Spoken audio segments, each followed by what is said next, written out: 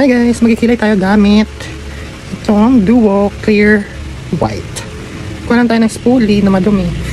Just, that's the amount. Huya. And ikalat lang, spread. Ayan, sinashade ko lang yung aking brows sa kung anong gusto mo. Just. Ang ginamit ko pala, nakita nyo ahit siya. Ginamit ko yung Polish Beauty Blade. Huy, wag kang ano.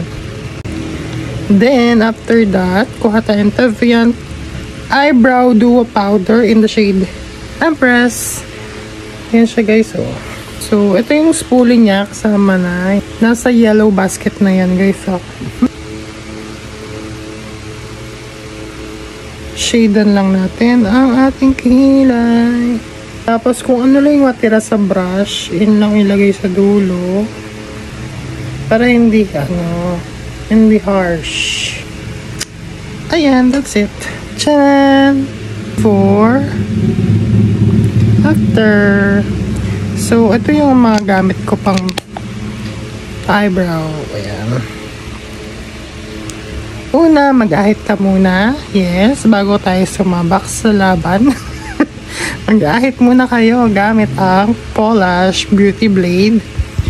And, kung gusto nyo ng bushy or kung gusto nyo ng laminated, ito, gamit kayo ng mga eyelash adhesive. Meron si Bia. Si Bia mas maganda dahil makapit yon. Itong si Duo, hindi ko siya ginagamit pang dyan. Hindi. Kasi matagal siyang matuyo. Mas madali siyang matuyo pag dito eh. Ewan ko ba? Si Bia, napakaganda nun. Pwede siyang pang kilay, pang kilay. Ay, ang tawag dito? Lashes. Yun. Ay, ang bobo mo na. Sis, oo, bakit? Then, after that, powder. Ayan. Tevian Eyebrow Duo Powder in the shade Empress. Meron actually dalawang shade dito, guys.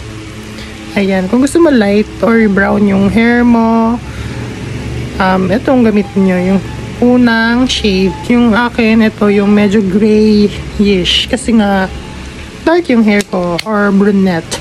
Brunette! So, ito yung yung queen naman.